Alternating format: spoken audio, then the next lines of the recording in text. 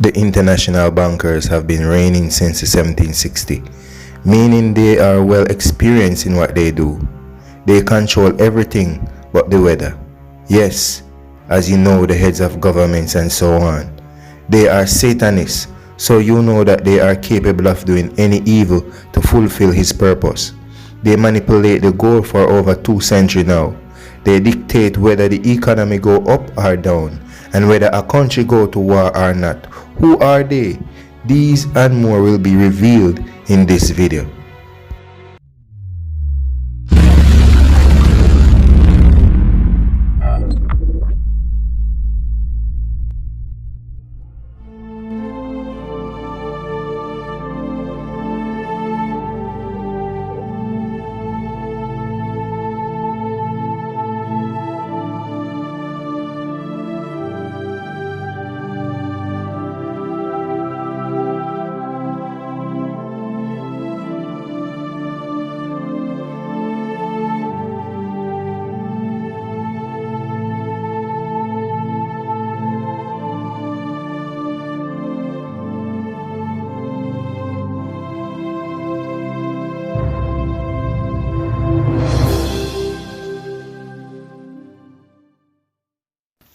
Welcome to another eye-opening hope, the channel that informs, not deforms, that helps to save, not enslave, that educates, then dedicates to the higher calling in Christ Jesus, that give abundance of faith and not redundance of hate. Today we will be looking on the topic, economic crisis. If you are new to the channel, please subscribe. Click the notification bell so you won't miss any of my upload as I upload videos every week, and feel free to click the like button, share and comment because your voice makes a difference. The world has been affected by many financial crises, and wherever there is a financial crisis, the poor are the ones who suffer the most.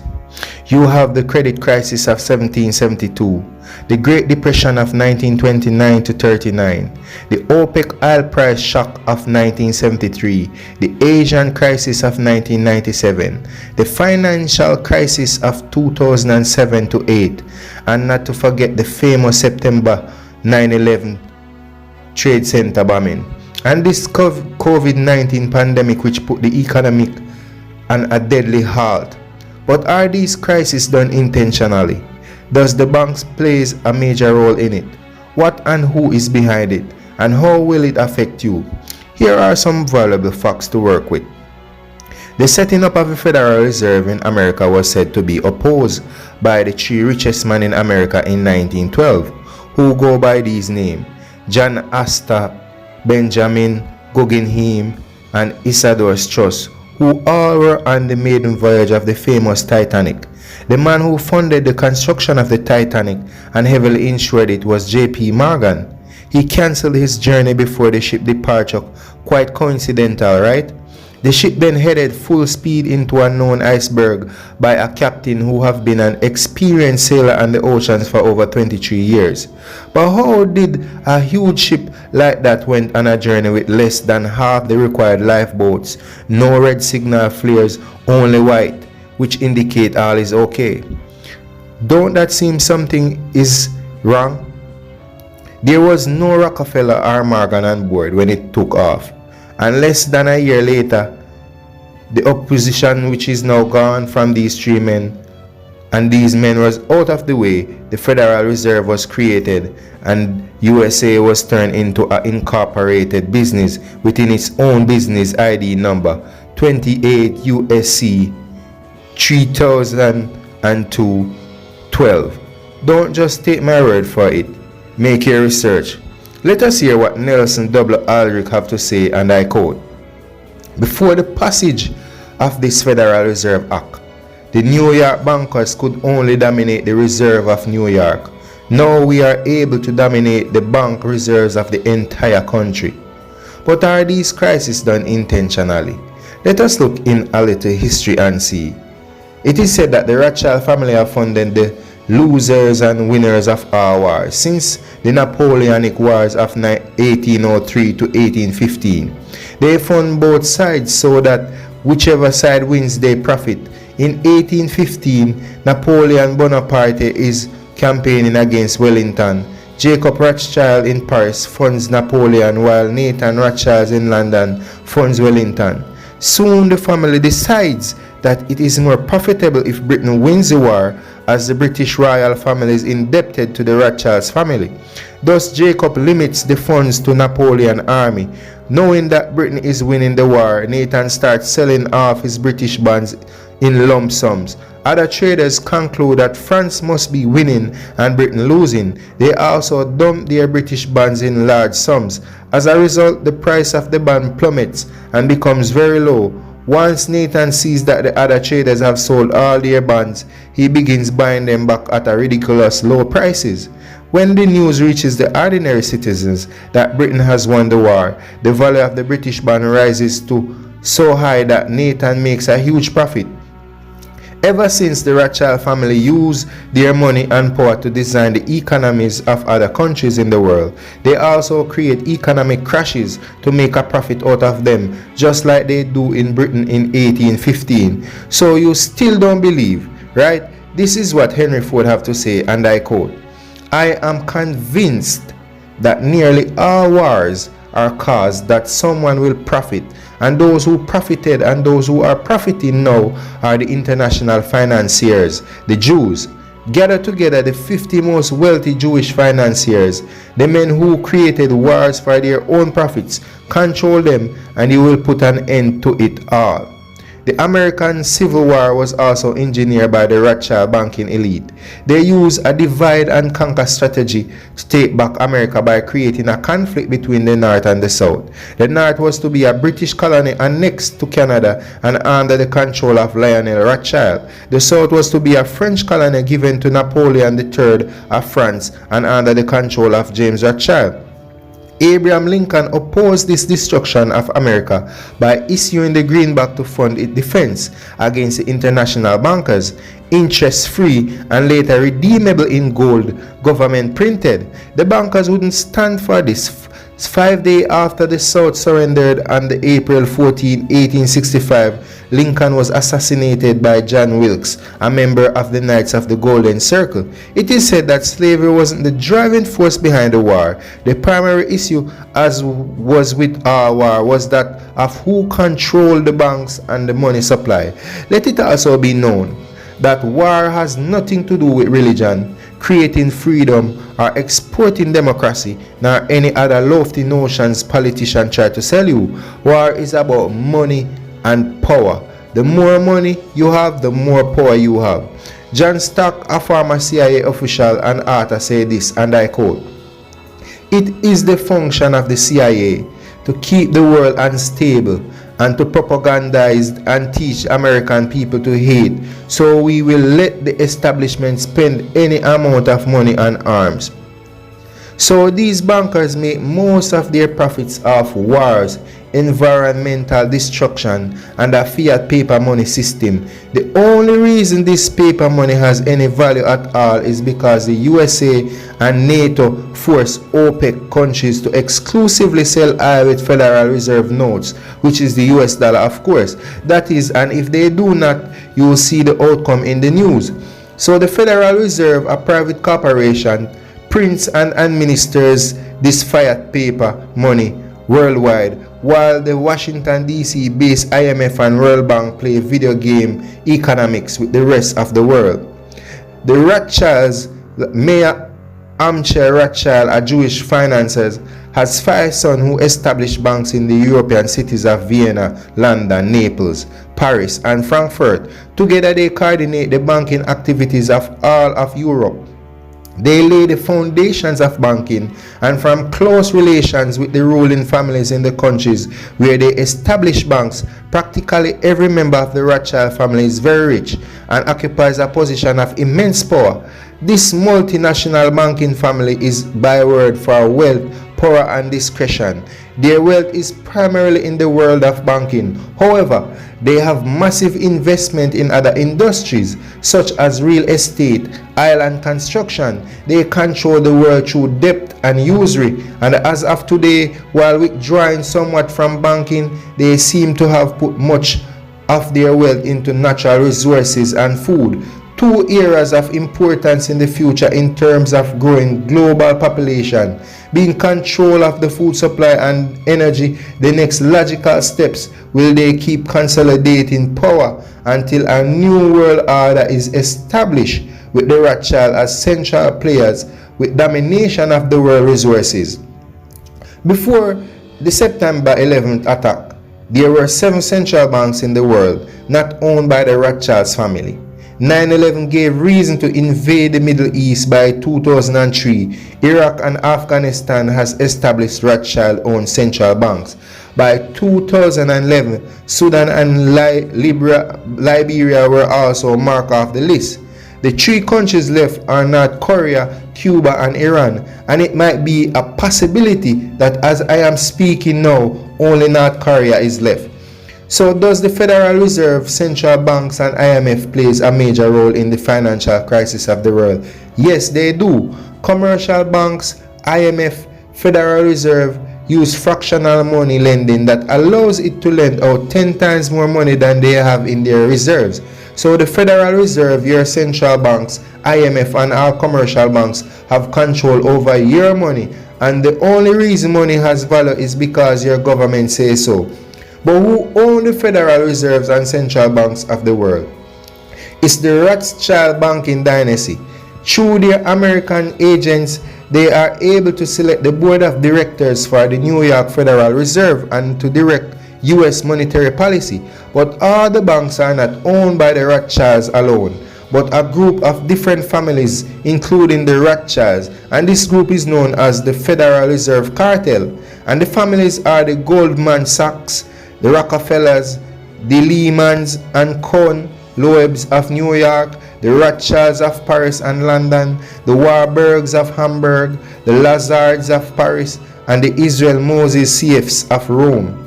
No wonder why Josiah Stamp made this speech, and I quote, "It is well enough that the people of the nation do not understand our banking and monetary system, for if they did, I believe there would be a revolution before tomorrow morning." He says, and I quote, "Banking was conceived in iniquity and was born in sin. The bankers own the earth. Take it away from them, but leave them the power to create deposits. And with a flick of the pen, they will create enough deposits to buy it back again. However, take it away from them, and all the great fortunes like mine will disappear, and they ought to disappear, for this world would be a happier and better world to live in. But if you wish to remain the slaves of the bankers and pay the cost of your own slavery, let them continue to create deposits." Regional McKenna also give this input towards the banking system, and I quote, "I am afraid the ordinary citizen will not like to be told that the banks can and do create money, and they who control the credit of the nation direct the policy of governments and hold in the hollow of their hands the destiny of the people." But how does the bank work? A bank works by paying people small amounts to lend them money, then lending that money on to others for larger amounts. They manage that whole process and then keep the difference between the large amount, interest and loans, and small amount, interest from saving account. How does the bank create money? Banks make loans equal to the amount of their excess reserves and create new checkbook money, which is known as multiple deposit creation. Each time a bank receives a deposit, it sets aside some of it to meet reserve requirements and may lend an amount equal to the remaining excess reserves. How does the bank make money? First, notice, banks can't make money until they have your money. As they say, a penny saved is a penny lent. Banks use depositors' money to make loans. The amount of interest the bank collects on the loans is greater than the amount of interest they pay to the customer with saving accounts, and the difference is the bank's profit. For example, you currently have an emergency fund of $10,000 in a high yielding saving account that may pay $1.50% APY. The bank uses that money to fund someone's mortgage at $5.50% APR, student loan at $6.65% APR, credit card at 16.99% APR. Your bank may have paid you sent $150 in a year time, but they earn hundreds of thousands more from the interest and loans made possible with your money. Now think about this process repeated with millions of banking customers and billions of dollars. Fees, fees, fees. Yes, banks make a lot of money, banks from charging borrowers interest, but the fees banks change are just as lucrative. Account fees, ATM fees, penalty charges, commissions, application fees. Do banks print money? Printing money is very deceitful concept, since what central banks do is lend money that they don't have without limit. But remember that money was never printed as in created to exist. This money has to be returned to the central bank with interest sucked out of the economy. A central bank creates money whenever it writes a check, or adds a credit to the account of a participating bank, or distributes currency or debt in instruments. It also destroys money whenever it receives money or other kinds of monetary instrument. Another way of stating the same thing is that the money supply gets bigger whenever money moves out of the central bank, and it gets smaller whenever money moves into the central bank. It may help to think of the Federal Reserve as a black hole. Things that looks and behave like money when they are outside of the Federal Reserve cease to have any value when they are inside the Federal Reserve walls or its computers. To understand why this is so, imagine writing an IOU and put it in your own pocket. Have you actually created an obligation to pay anyone? Of course not. A debt you owe to yourself isn't a real debt. The debt doesn't exist until you give the IOU to someone else. So let's say you give someone that IOU. It now has value for the holder, especially if you are known to be a good credit risk. If your reputation is really good, the person holding your IOU could use it to buy something from someone else, who could then use it to buy other things, and so on. Your IOU has value for those people because you stand behind it and they trust you. In fact, if other people think of your IOU as being as good as money, it actually becomes a kind of money. Now let's suppose that you pay off your debt and get your IOU back. What do you do with the IOU? Most people would immediately burn it, because if they lost it, whoever found it could demand payment for it. It would be like losing real money, but unlike real money, destroying your own IOU doesn't make you poorer. As long as it is in your hand, it has no value. Money as IOU, it works the same way for a central bank. What we think of as real money, the central bank thinks of as just an IOU. For example, when a dollar comes back to the US Federal Reserve in physical or electronic form, it loses all its value and vanishes from the money supply, just as your IOU lost all its value after you redeemed it and got it back. So if a private bank writes a $1 million check to the US Federal Reserve, that reduces the US money supply just as much as if someone had burned 1 million $1 bills. Conversely, if the Federal Reserve adds 1 million to a bank reserve account at the Federal Reserve, that has the opposite effect, increasing the money supply just as much as if the mint had printed 1 million. Every time your government receives money from IMF, they have sell out the people of that country in the hands of the bankers. The Bible states it like this: the rich rule it over the poor, and the borrower is servant to the lender. Proverbs 22 verse 7. Now you see why we have economic crisis. They use their paper money that are backed by nothing to buy your silver and gold, your lands and resources. Then they created wars, viruses, chaos, and then they use your reaction to make the solution for their own benefit. And in order for them to control how you spend and have you watch, they are now coming up with cashless entity where they can stop you from buy and sell if you don't follow their procedure. That is why you have the trinity of globalist control, where Vatican control religion, the City of London control finance, and Washington DC controls the military. All these are separate states completely independent of their respective countries and are not governed by the laws of others. So here you find the three greater power combining forces for one purpose: a new world order, the mark of the beast. For they will legislate laws on how you should worship and when you should worship, and it is at hand, even at the doors. And I leave you with this word from Thomas Jefferson, and I quote: if the American people ever allow private banks to control the issue of their currency, first by inflation, then by deflation, the banks and corporations that will grow up around the banks will deprive the people of all property until their children wake up homeless on the continent. Their fathers conquered. The issuing power should be taken from the banks and restored to the people to whom it properly belongs. I sincerely believe that banking establishments are more dangerous than standing armies, and that the principle of spending money to be paid by posterity under the name of funding is but swindling futurity on a large scale. But I say to you, my viewers and subscribers, lay not up for yourselves treasure upon earth, where moth and rust doth corrupt, and where thieves break through and steal. But lay up for yourselves treasures in heaven, where neither moth nor rust doth corrupt, and where thieves do not break through nor steal. For where your treasure is, there will your heart be also. Matthew 6:19-21. It was once more another eye-opening hope. Thank you for watching. Peace.